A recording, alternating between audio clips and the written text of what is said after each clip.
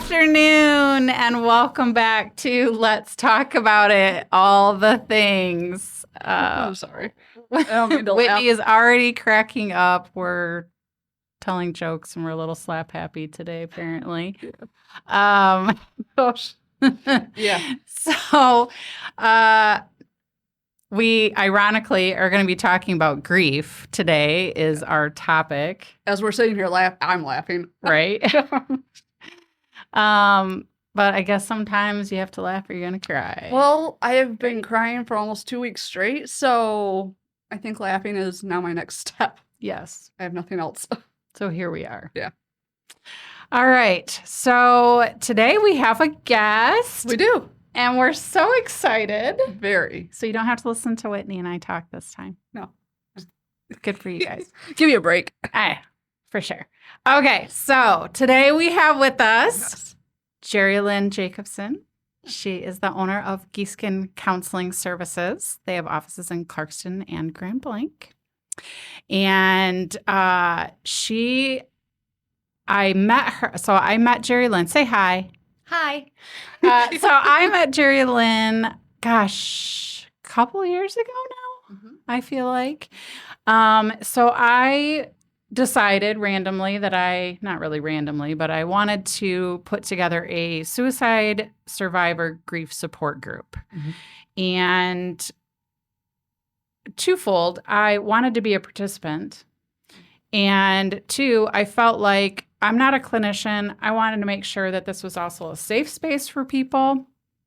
So I was on the hunt for a therapist who would do us a service in kind and just have somebody present at all of our meetings just so that we had someone. And it took a long time.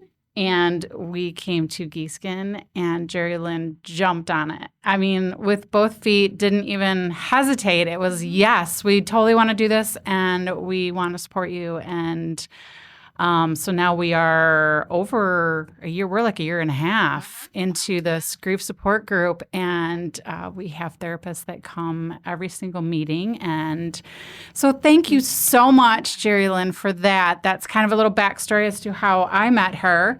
But she is grief certified. So Jerilynn is a grief-informed professional, correct? Yes.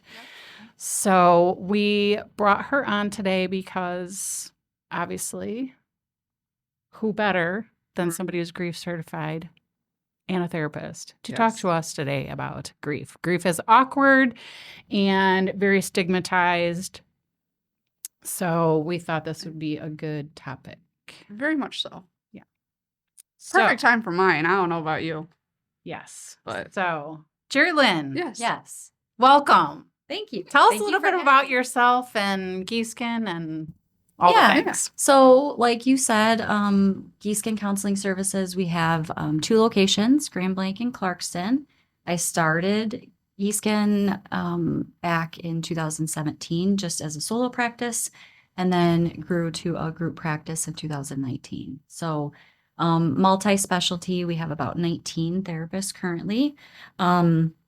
That work with all different types of mental health concerns and all different ages as well. And both myself and my clinical director are both certified in grief informed work. Wow. So that's amazing. Yeah, I don't even know what to say. I guess let's just jump right into grief. Well, first I want to ask, Yeah. how'd you come up with the name? Giesken is my maiden name. Okay. Yeah. So when I first started the solo practice, it just kind of stuck. Giesken Counseling Services when I was developing the LLC. And then my husband actually came up with the GCS for our logo, and that also stuck, and I loved it. So Nice. there you go. Yeah. And the colors are purple. Purple's my favorite color, so that's how I came up with that. Nice. It works. Yeah. That's awesome. Good question, Whitney. I didn't even know that. All right. So let's just jump right into grief. Yes. This ugly, ugly topic. So I'm just going to jump right in and ask you. So there's this 5-step process of grief, right? That, when you lose somebody, you start Googling all the things and this process comes up. So I wrote them down because I really didn't, I didn't remember them, but denial, anger, bargaining, depression, and acceptance. And, when you Google it and you look it all up and you start reading it, it's almost like you got to follow a certain path, right? So like you start with denial, and then you're supposed to go to step 2, which is anger, and then you're supposed to go to the next one.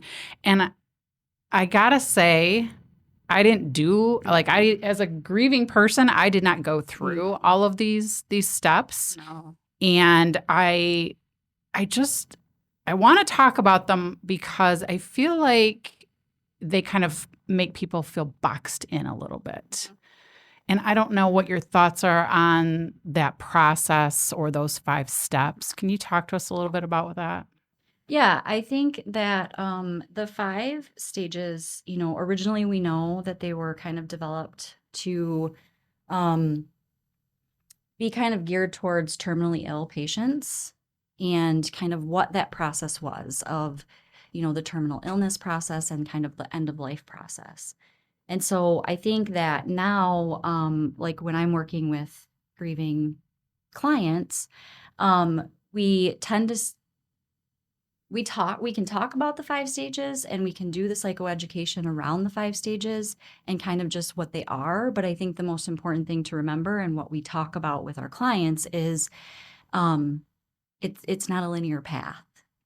Everybody's not going to go through every single stage. It's not a linear path that we take in our grieving process. And so I think that's kind of one of the most important things with those 5 stages to keep in mind. And I think one of the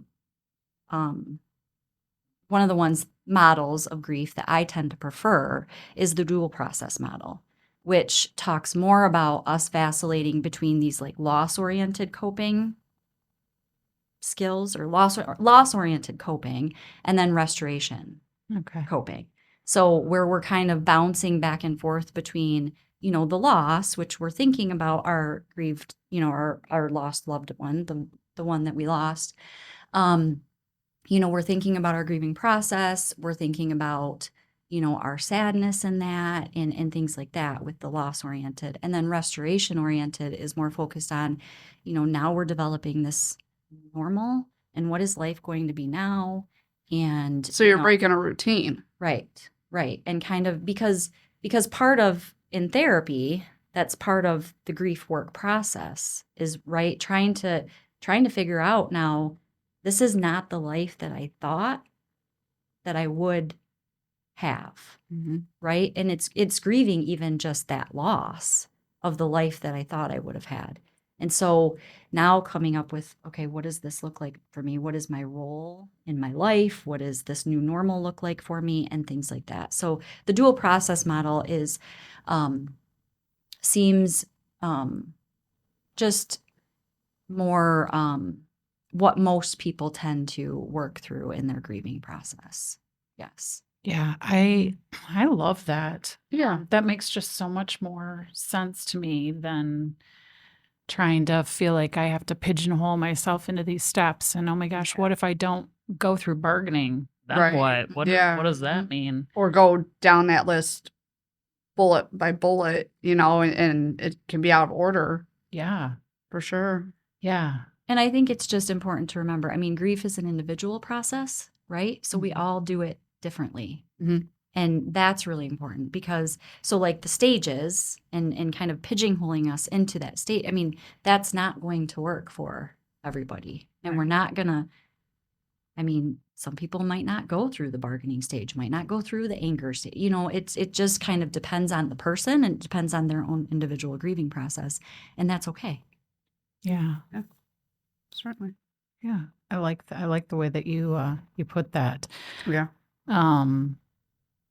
So I also kind of want to talk a little bit about grief isn't always about the loss of a loved one. Because Whitney and I, we just talked about this, I feel like not too long ago, where grief is It could be a divorce. It Mhm. could be loss of a friendship. It could be loss of a job. It could be any number of things. And, you know, I think when we say grief, everyone automatically thinks that That it's, there's a you know, death. yeah, that Yeah. there's, Right. you Right. know, a death. But No, I mean, it literally is something loss of a routine. I think Mhm. that I would assume. So yeah, like your job. Well, that was your routine for X amount of whatever time. So now you got to readjust to that.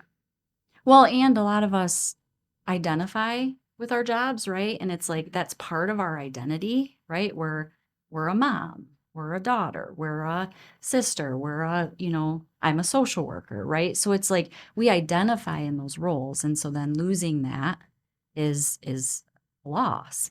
And yeah, I mean, I think that that's one of the biggest things with therapy is when people come in and that light bulb that we see go off when they're talking about maybe, the loss of their career or the loss of their job.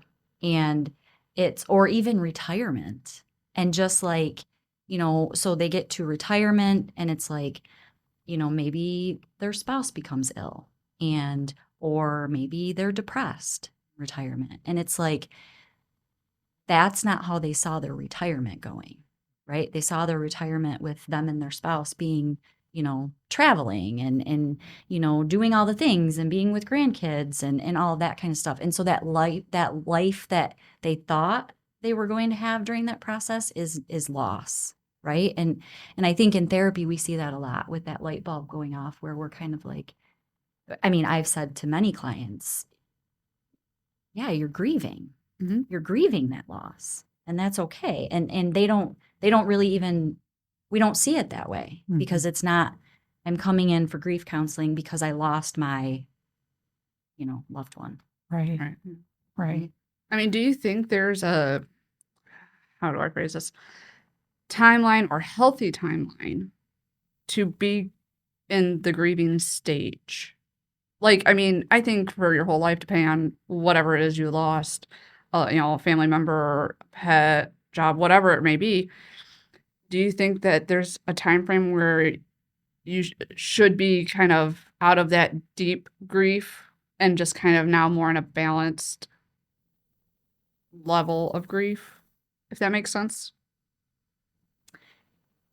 It does. It makes sense. And I think that a lot of times people do think that. And so when we have somebody, even like come in for therapy and, it's been 2 years since the loss, they say to us, well, I should be further along. And it's kind of like, well, should you? Like, because I think also it depends on a number of things, right? It depends on the relationship with that person and how close was that person, in your life and all of that. But it also depends on the just I think like your own individual process because some people might not even start like their grieving process right away because they are more maybe they're worried about their elderly parent. Maybe it's like a mom or a dad loss, right? And they're worried about their elderly parent, so they spend all their time and focus all their attention and energy on that other parent and helping them because they're going through their grieving process. So it's like, I mean, the person then is like, now I'm just starting my grieving process. So as far as timeline, and I mean, I can tell you, I lost my mom. Just to get into some, I guess, personal stuff here with my own grieving process, I lost my mom when I was 28. So for me now, it's been 14 years, and still, I mean, Mother's Day is hard. Her birthday, it's not that it's I guess with time it's easier to get through those things, but you still notice that Mother's Day is coming. You still notice that her birthday's coming. And so I don't necessarily think that there's a time frame on that. I do think, yes, if the person is, not able to function and not able to, go to work and things like that in their life are really, becoming very strenuous for them to continue to keep up with. And there's a certain amount of time diagnosably, if we're diagnosing something like complicated grief or something like that, there is a time frame involved in that. But as far as just grieving process, I mean, like I can say it's been 14 years and I still, Mother's Day, isn't the greatest, because I miss her and I want her here and I wish I had her to celebrate, Right. So I think that's, I don't know if that really answered your question. No, it Yeah. did. Yeah, it makes sense. Yeah, Yeah. No, that I was a think great question because, for sure. um, That's always something that comes up. I should be further along. Mhm. I shouldn't still be feeling this way. Yeah. And who says that we shouldn't still be feeling this way? right? Really? I mean, why shouldn't you? You know what I mean? Like that person or that loss, whatever it is, was near and dear to your heart. It's, yeah. So, Yeah, I feel that and I feel like my body knows that that it's coming before my brain does sometimes. Like, so Nikolai's birthday is June 2nd. His death date is June 20th. So June is just a real suck month Yeah. for me and for our family.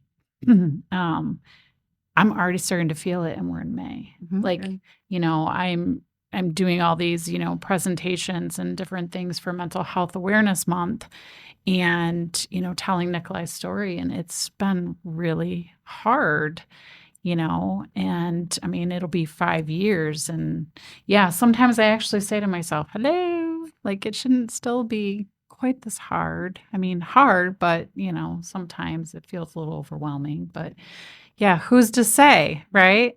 Right. For sure. That's sure. okay or not. and 5 years really in the grand scheme of things is not, it's not a long amount of time.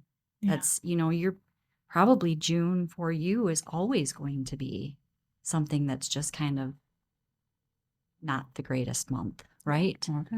Like you're just going to have, and I mean, I think that, like my mom died April 19th. And I always, I the same thing, right? Notice just kind of like, I don't really seem like in the greatest of moods. I maybe seem a little bit more on edge or I'm a bit more irritable or, my husband might point out something to me or something like that. And it's like, well, yeah, that makes sense. And you don't even think about it. No, not at Mhm. all. You It don't even just think about it. happens. And and you're like, oh, yeah, Yeah. that's why. Yeah. That makes sense. Mhm. Yeah, I get For that. sure. Yeah, for sure. So, grief is awkward and nobody wants to talk about it. And we say really silly things to grieving people. I was a recipient of many of those. And I'm sure, honestly, before Nikolai died or before my dad died, I'm sure that I said some of these ridiculous things because we think we're being helpful, Mhm. right? Mhm. So it's not that people I think are necessarily trying to be mean, but I think they're just trying to be helpful because they don't know what to say. Right, And so right. now we're stumbling and now we're saying things that are just not cool. Right. So I'm sure you've got some really great examples, Mhm. and I would love to hear like some of those. And maybe can you help our audience? Like, I don't know, can you give them alternatives? Can you talk a little bit to that? Mhm. Yeah. Yeah, for sure. Yeah, I think that grief is uncomfortable, right? We've said that. And I think that people in those uncomfortable feelings, they don't know, they want to help, but they don't know how to help. And so I think the insensitive things that sometimes can come out are out of a means to help, but just, it just comes off. It feels very dismissive and invalidating Yes. to the grieving, person. So some of those examples would be, I understand what you're going through. You seem to be doing so well. You seem to be doing so well. Like they wouldn't want you to be sad. Right. Um And so I think, I know how you feel. That's another big one. Or like even, I know how you feel because my mom died. Mm-hmm. And I know how I was. So like while we feel like relating to that person is helpful in the moment because we want to help, sometimes that can feel even dismissive, right? Because it's maybe not the right time and that's not what the grieving person is looking for in that moment, right? And so I think that that's something to stay, sensitive to. I would say something more like, I can't imagine how difficult this must be for you, right? Instead of, I know how you feel, I can't imagine how difficult this might be for you right now. Right. That's much more validating Yeah. and not dismissive to what the person is currently experiencing. Real quick on that, like I would take it as and I 2 weeks ago I lost my rabbit. And I think like, okay, because it was a pet, nobody gives a crap about it. Yeah, he was my baby for 8.5 years. But I had somebody tell me like, oh yeah, I know what you're going through. And it feels like a competition. mhm, That's how I took mhm. it. Yeah, right, So right. Yeah, and I mean, it is in their mind, that relatability, they feel like in that moment um is going to help, because they're relating to your experience. But when you're in the moment, it certainly doesn't feel like that. I think the other thing too, is, to realize that sometimes the grieving person might not like always want to be talking about it too, because I think that we assume that that's where they're at and that's what they want to talk about. And I think we have to also take cues from them, and whether, it's a friend or whoever it is, loved one, we have to just take the cues from them on like how they seem to be in the moment, because they might not, they might not want to spend every day and they might be trying to work through their own grieving process of that new normal and that new, way of how life's going to be and things like that. So we have to kind of, I always tell people, meet them where they're at and that sort of thing. The other thing too is with saying, kind of, your blanket statements of like, well, how can I help? Or if there's anything I can do, let me know, mhm. you know? And an alternative to that could be something like, um, well, hey, let me bring over supper for you. Supper. That's what my dad calls it. Let's and my dad's 80, right? So let me bring over dinner for you Wednesday night, you and your family. Right? So giving them, instead of, because typically like it's nice, we feel like we're being supportive in that moment by saying, you know what can I do to help, and or let me know if you need something. But typically that person's not going to necessarily reach out. They're not going to ask for that help. So instead, giving them that alternative, like, what can I do? Can I take you to an appointment? Can I cook a meal for you? Can I watch your kids so you can have some time to yourself? Like, whatever it is, offering that level of support and like actually coming out and just offering it instead of, the blanket statement, which, I mean, that blanket statement is like, we are trying to be helpful, but we just have to realize that person's not necessarily going to ask for the help. Um, And I love that because, I mean, even if you want help, so you may not want to ask for it because, well, did they just say it just to be nice? Did they really mean it? So you question it, right? The genuineness of it. But I think too, I don't know what I need. Right. Like, I feel like when you're like in that Right. immediate That- grief, you don't even know what to ask for. You Right. don't know what Like, you need. Your head's just kind of a blank space trying to figure all of that out. Yeah, and just yeah, figuring out, totally. you're trying to figure out in the moment how to put one foot in front of the other. Yeah. And that's absolutely. literally all you have the capacity to be able to do in that moment. Yeah. So yes, that's a wonderful point in that, because Yeah, because it's just like you don't know. And so somebody coming to you and saying, Chris, can I bring over dinner on Wednesday?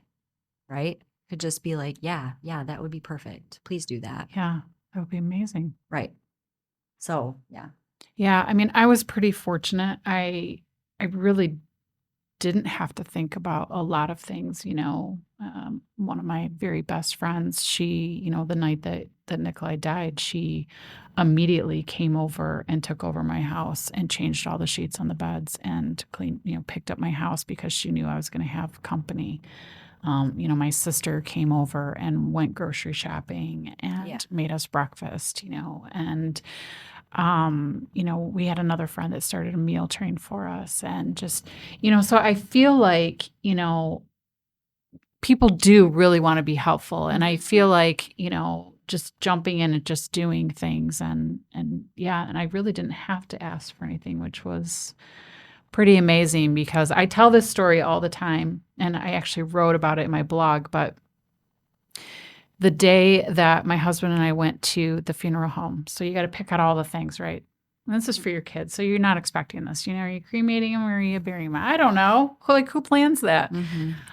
So, we spent hours at the funeral home and then we're on our way home. And I was like, we got to go to Kroger because, like, we need milk and we need water, and maybe some pop or something, like, just so people have some beverages to drink. I don't know. I don't know what I was thinking. But yeah, so then we go to Kroger and you're just walking through the store like everybody else is living their best life. And, And you just dealt with funeral and arrangements. it's just really crazy. That almost like fog. It's Just like, total. is this life right now? Like, am I walking through the store Mm-hmm. right in this moment? Yep. Yeah, complete just fog. Everything's kind of just going, the world's going on around you. Yeah. Everybody's going about their business. And the other thing too that I would say about that is with the helpful piece of it for people, if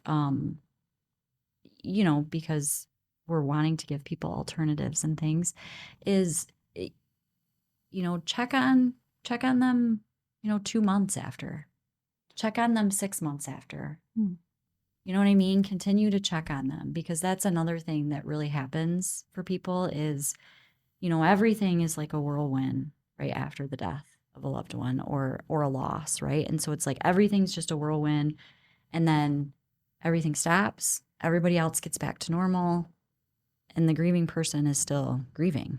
The family's still grieving, so it's like, make sure that we're checking on them, ongoingly, really. That's great advice because I do feel like, after a couple months, you literally feel like everybody forgot. Mm-hmm. They forgot that you're grieving. They forgot that you lost somebody that really mattered to you. Right. It's like, they went on their merry way and kind of like screw you, whatever you went through. Yeah. It's like the dust settles and then, life's back to normal, or life should be back to normal. But for the grieving person, you still don't know what you need. Mm-hmm. You're still trying to put one foot in front of the other, right? You're still trying to figure out the restorative versus right? You're still working through that. And so I think that people it's so important for people to still, and not because some people, again, you want to take your cues from that person and what they're experiencing and what they're going through. So you don't want to be, too, overly checking on them, but just checking in. How you doing? What if you approach that person with, what can I do for you? Instead of, let me know if you need anything, or can I make you dinner? What if you ask them just straight up, what can I do for you right now? Yeah, I think that's perfect. I think that, what can I do for you? Can I help you with anything? Because then you'd be on the same page. Right. Yep. And I think that that's the different, even just thinking about how to support somebody who's going through a grieving process, right? It's the difference between thinking about empathy and sympathy.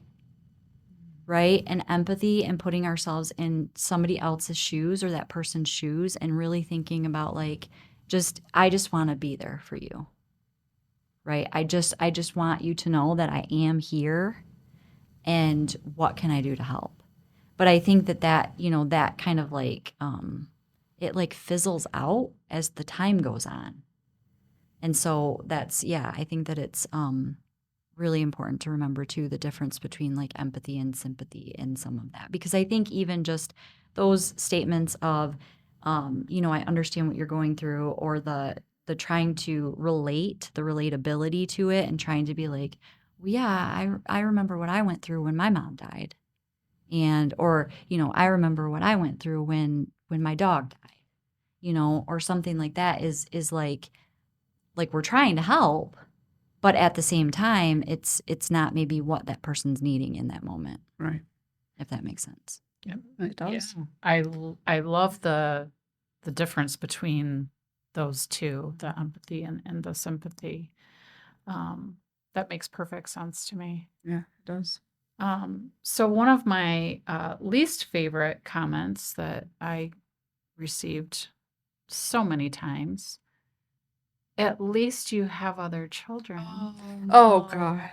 Oh, geez. No. Yeah, my goodness. And then after my No. granddaughter was born, it was, at least you have a granddaughter to fill your life with joy. Those are super comments. And I just read a meme not too long ago that said, no matter what situation, doesn't even have to be grieving, no matter what situation, starting a sentence out with the words at least, just start over. Like just stop and start over again. That's horrible. Another one that in line with that, at least now you have somebody looking or watching over you, Yeah. or looking over you, right? Like I was talking to a colleague of mine who also has lost her mom, and that was one of the ones that she got with the loss of her mom. So, yeah, I mean, those are so invalidating to the experience, especially like that with the loss of a child. I mean, you can't equate the loss of one child with like, now I have my other two children living, and so I should be thankful for that. Like, Right? that's, oh my, Yeah. so insensitive. But again, I just don't think sometimes people know Yeah. like what to say. Right. They're so uncomfortable with talking about grief. They're so uncomfortable with talking about death and loss, and it just comes out. Yep. And they might even walk away from it being like, maybe I shouldn't have said that. Oops. See the look on somebody's face and be like, that probably didn't come out the way that I meant it to, right? Yeah. So it's like, I think that it's really important for people to really think about that prior to, Oh, yeah. There's one comment I've heard, and it could go either way depending on who you are and how you view things. And it's not goodbye, it's I'll see you later. To me, that's lightning, because like, yeah, I'm not necessarily saying goodbye to you because I know maybe someday I will see you again. But I know some people take it the wrong way, because of whatever religion, spiritual, whatever their viewpoint is. So it's a half and half on that one, but I always kind of liked it. It's like this. I'm not really saying goodbye to you, but we'll see each other again. I mean, going back to your point, Jerilynn, I mean, definitely. I don't think that people say any of these things to be hurtful. Yeah, right. For sure. For sure. No, No. right? I mean, they are just trying to be supportive and helpful. Yeah, I want to drill into people so much that like you said, just think about what you're gonna say before you say it. Like, how would it make you feel? Like, I guess that's how I like to look at things. Like, if I say something to you, how's it gonna make you feel? If I don't think, if it doesn't make me feel good, like if you were to say that to me and it doesn't make me feel good, then why would I say it to you? Right. Well, But Well, Go ahead. And I think too, the other part of that is just knowing that like my grief is not the same as your grief. True. Yes. Right. And so even if, I'm like, well, I lost my mom, so I know what was helpful for me, that still might not be helpful for you. Correct. Or I lost my child, and so I know what I can say I know what to say to Chris about that, right? Like we don't know that person's experience, and everybody's experience is individual to them. Everybody's perspective is individual to them.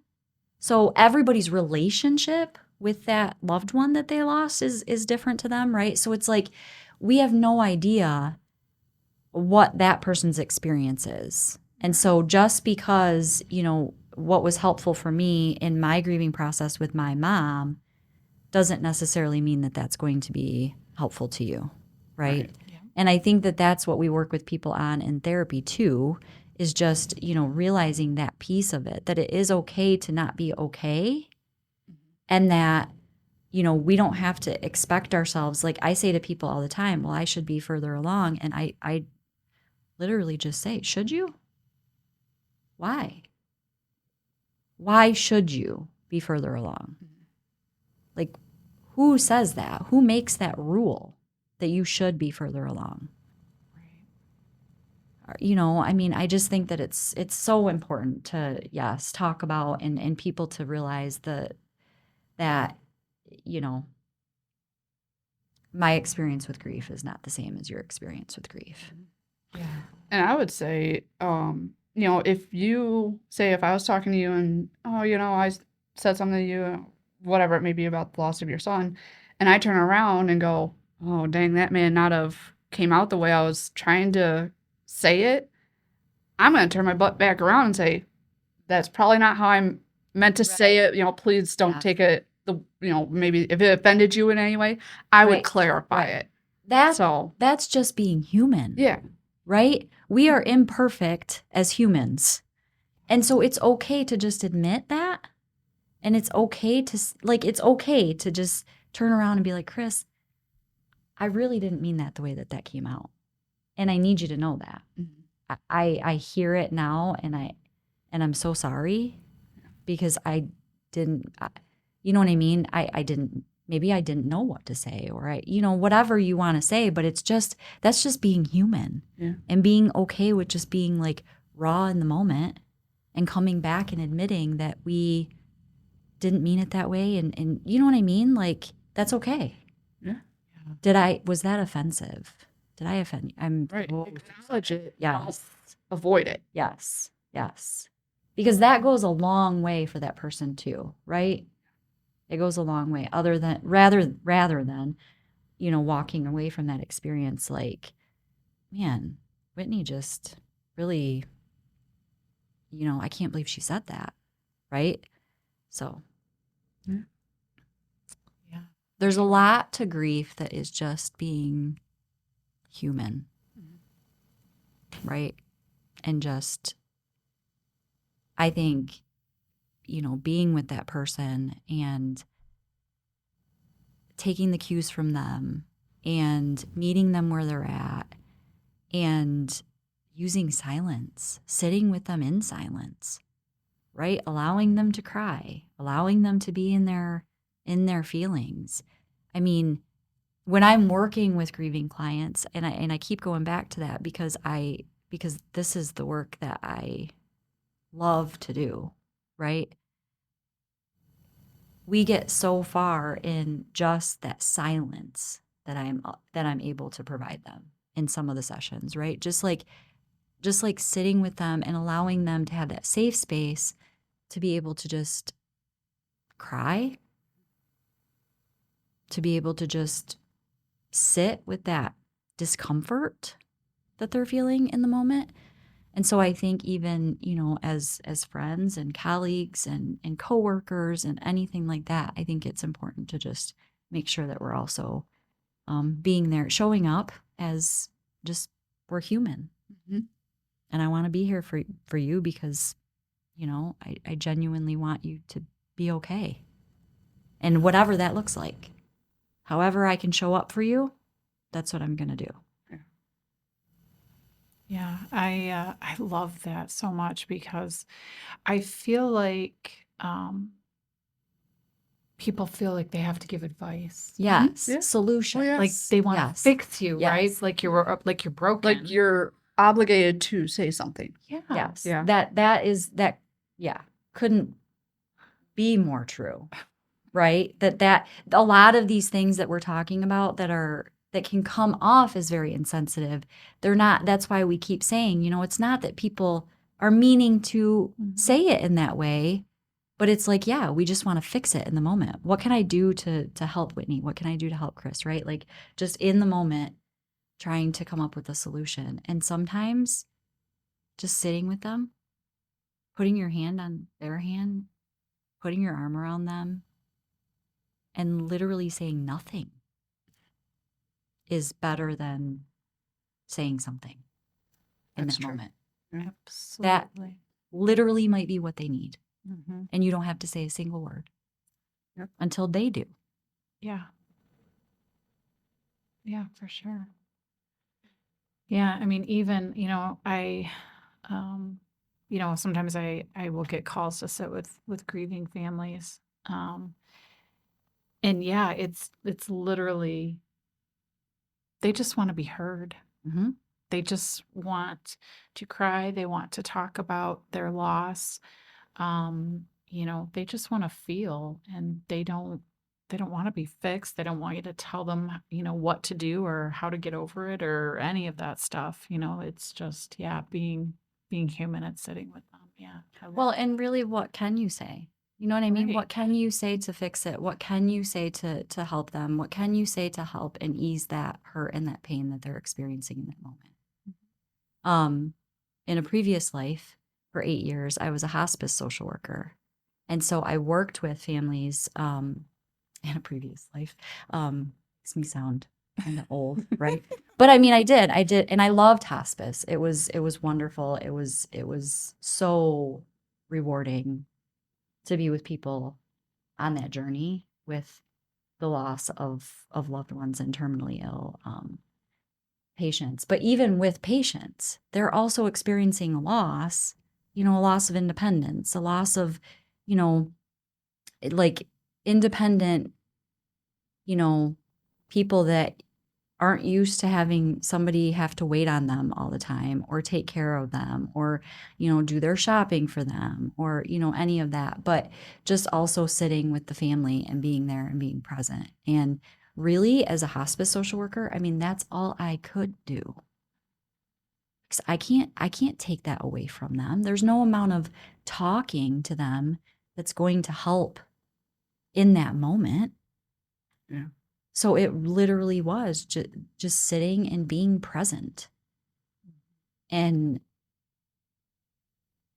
yeah, Oh, super rewarding. The classic quote, wish I could change that. Wish I could go back in time and change it for you. Well, me Yeah, too. but- However, You can't change it. Right. So, Right. No. There is not anything that we can do to take that away, but be present. I mean, not to take it away. You can't do anything, right? But being present and being there as a support. And again, sometimes not saying a single word. And that's okay. But sometimes that silence is uncomfortable for us. And so that's another thing that we have to think about. And that's another thing that we have to take into consideration because, like, are we uncomfortable with silence? Because if we're uncomfortable with silence, then we are going to maybe spew out some of those, things that we don't necessarily want to say, or they come across in a way that we didn't intend them to. Right. And so I think that it's really important to make sure that we're thinking about that too. Like, silence is okay. And silence is sometimes what we're needing to do in that moment. So yeah. we were talking a little earlier just before we started the show. What are your thoughts between grief and the statement, what ifs? The what ifs and grief. explain that more. So, Give an example. Like the difference between? yeah, so if you're grieving something, what if I would have done something different to help something to make that situation not happen. That. What do you think about it? Oh, geez. Yeah. Oh, I can talk about this one. I could do a whole podcast episode on this one. Right. I think that so like Because, like, okay, so for example, when I lost my rabbit, very unexpected. Now I'm going, what if, I didn't give him that food that morning, or what if I got him to the vet sooner, or, I going through those what ifs, and it just pulls you down. It's just a big negative, and I think I don't know if that was part of my grieving process of could I have done something different. I feel like that's normal. It is. It's so normal. And we do need to normalize the fact that, I mean, I remember I had a dog that, just speaking of pet loss, right? Like I had a dog that got ran over by a car and he was like 5. And I remember thinking, I'm his mom. I should have been there to protect him. And I mean, I say that because our pets are kind of like our kids. Yeah. I mean, at least for me, they are. And I know for a lot of people, they are. So pet loss is a real thing that people, I mean, it's a grieving process, just the same, right? You go through. And so, and I remember thinking that. And then too, speaking, of my mom's situation, it's like, I remember thinking, what if she would have went to dialysis one more time? What if we would have taken her in one more time? What if, she made the decision she wanted to be done, right? She was kind of sick and tired of being sick and tired. So, we made the decision for hospice, and that was her decision. I worked for hospice at the time. I was the closest to her. We had many conversations about it, but I still had a lot of that go on afterwards. Did I talk her into that? Should have we maybe kept going on dialysis for a little bit longer? Like, should have, all the shoulda, coulda, wouldas, right? And that's what we think about, the loss of a child, right? The shoulda, coulda, wouldas. Especially by suicide, because the guilt that comes with that, like, I didn't do enough. I just didn't do enough, and so he took his own life. Like, I mean, there's so much guilt and shame and just all the things that go along with that. It's terrible. And I mean, like I said, I'm coming up on 5 years. And just this week, I literally had almost like just this anxiety of like, what if I had done this? Yep. It's hard. Yep. Yeah. Yeah, and I don't know, Whitney, if I have how do you not do that? Right. No, that's true. I mean, truly, I don't. So I don't. the only thing is, no, I don't think there's ever a fix for the what ifs. But you at least have to acknowledge that you can't drag yourself down doing the what ifs. Like with Trevor, what if I would have talked to him sooner or hung out with him sooner? I talked about that before. You just have to acknowledge and put in your head that you cannot rely on the what ifs. A friend of mine, she shared with me, you did in the moment what you thought was the right thing with the knowledge that you had at the time. That's exactly Right. true. 1000%. So, to continue to go back and beat yourself up about all these things. Yeah, sure. Now, I've been through suicide prevention training. Right. Like, yeah, I know all of these things now. However, I didn't know that then. Yeah. So I can't keep beating myself about, up Right. constantly about Exactly. that. Right. Which is so important about the work that you do, too, with others and helping them through that and helping them know the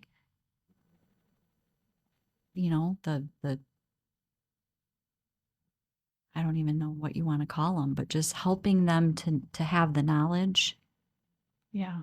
right? Like that's what is so important too about the work that you do. I mean, there's so many things Yeah. about what On a Dragonfly's Wings does, but that's a huge one, right? Is getting the message out there that it is okay to talk about. Mm-hmm. It's okay to talk about Yep. grief. It's okay to talk about suicide. We should be talking about it, Mm-hmm. right? And we should be helping each other through it, because us parents, like, none of us have that. We don't know that. We don't. And so we have to be talking about it. Yeah, I think it's just so much about what you're doing here, what you're doing with it On a Dragonfly's Wings people, yeah, need to be able to soak it up for sure. Yeah. That's for sure. Yeah. I had read a book, Dr. Edith Eger. Do you either of you know her? She's a Holocaust survivor. And she's written a couple of books, but the one that, and I've said this a million times over, that literally I think saved my life. It's called The Choice. That's what her book's called? Yeah. And I highly recommend it for anyone in our audience who's grieving, and just going through any kind of grief, any kind of just rough spot.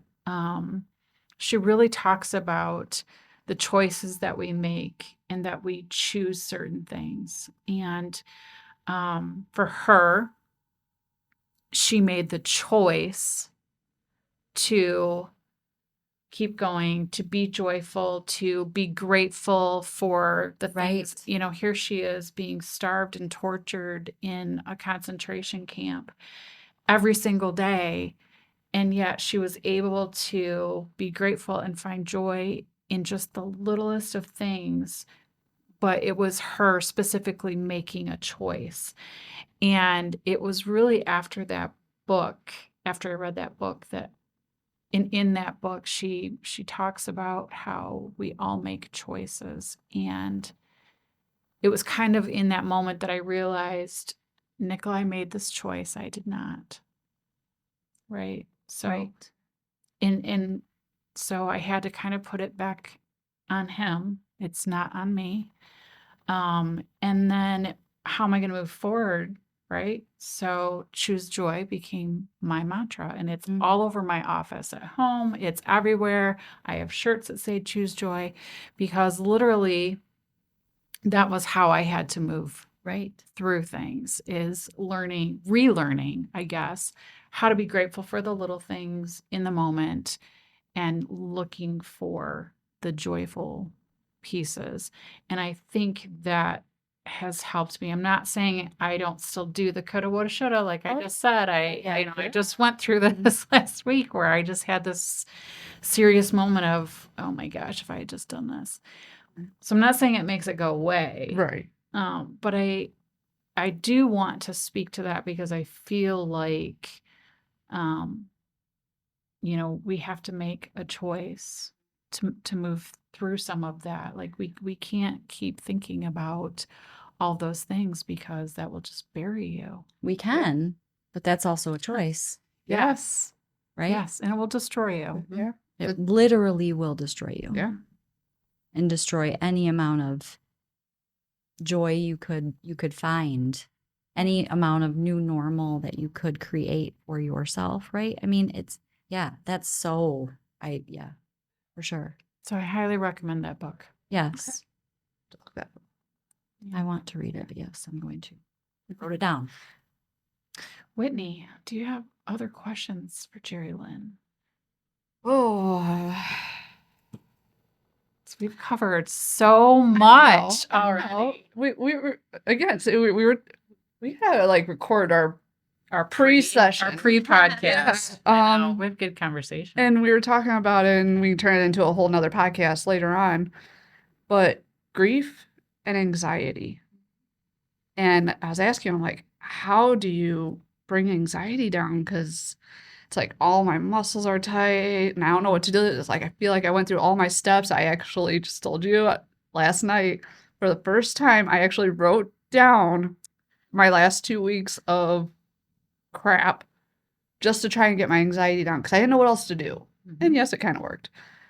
But we were talking about that. So, what do you think the correlation between grief and anxiety are? Well, I think so. Let's, I guess, speaking to the anxiety piece, right? Kind of like we were. What is, making sure, like you guys have done a podcast on self-care, right? Making sure that we're making time for ourselves for self-care. That's important in our grieving process as well, right? Like we're in our grieving process. We have to make time to recharge.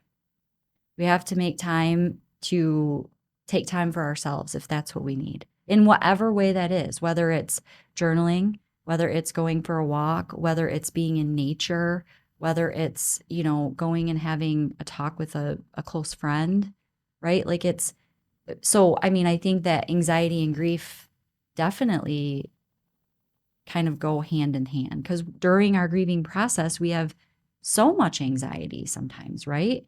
When we're thinking about what does life now look like and where we're grieving that life that we thought, like we all have in our minds this picture of what life's going to be like, right? And then when you lose your job, when you get divorced, when you lose a child, when you lose somebody close to you, like a loved one, right? Like it's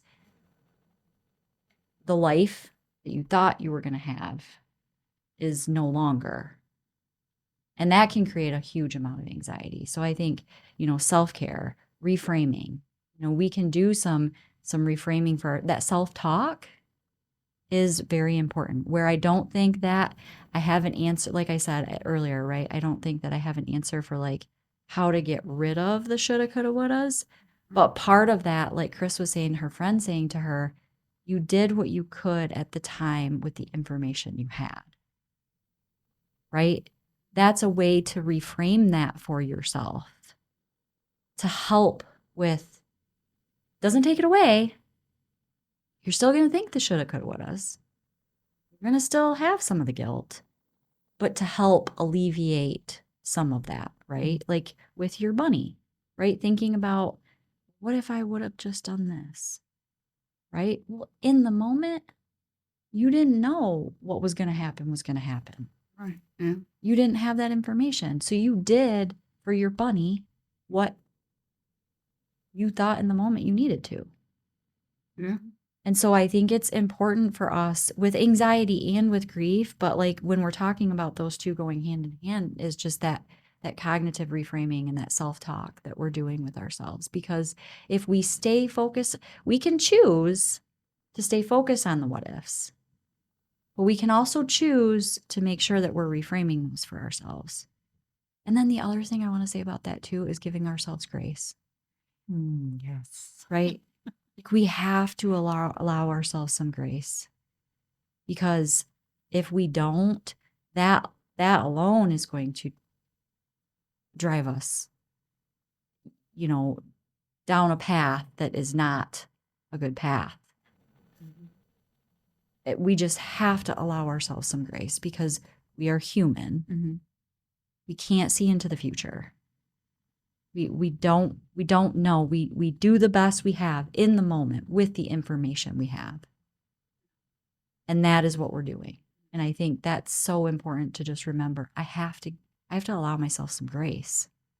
I talk to clients about that all the time, whether it's with anxiety, whether it's with grief, whether it's with depression, whether it's with, young kiddos that they have that are, maybe having some behaviors in school and parents are feeling all of that guilt and stress among that or surrounding that, right? It's like, you have to have some grace with yourself though. Like you can sit here and you can beat yourself up all you want, but that's also a choice. Yeah. So we have to choose to give us ourselves that grace. So Yeah. again, I don't know if that completely answers your question, but as far as like, yeah, I mean, I think anxiety and grief, we have a lot of anxiety when we're grieving. Mhm. There's a lot of anxiety that comes with grief. And so self-care and whatever that looks like for you in a healthy way, right? Healthy coping skills, healthy ways of taking care of yourself. And then some self-talk, paying attention to that self-talk, which is something that I don't think we pay attention to enough. No, I'm sure we don't. Yeah. I don't. You guys? So, is there anything, Jerilynn, that you want to share with our audience that we haven't covered today? Just, if you're grieving and you need support, just know that it's okay to not be okay. And know that it's okay to ask for help. Because there are people out there that want to help. And give yourself some grace. Very true. Nice. What is your website if somebody wants to reach out to you and get some help? Yeah, so our website is Giesken, so I'll spell it for you. Giesken counseling.com. Okay. So, and we have therapists that specialize, like I said, in various mental health topics with all ages and things like that. So yeah, if anybody is needing any type of support or wanting any more information, they can certainly get a hold of us. Awesome. Excellent. Thank you so much for being here. Yes. Thanks for having me. Really, really appreciate this conversation. And, like I said, it's a topic that we don't talk about, just like a lot of other things. So we need to talk about it. Yes, for sure. So we appreciate you being here, and we'll catch you on the flip side. Yeah, thank you. This podcast is presented solely for educational and entertainment purposes. We are just your friends. Whitney and I are not licensed therapists, and this podcast is not intended as a substitute for the advice of a physician, professional coach, psychotherapist, or other qualified professional.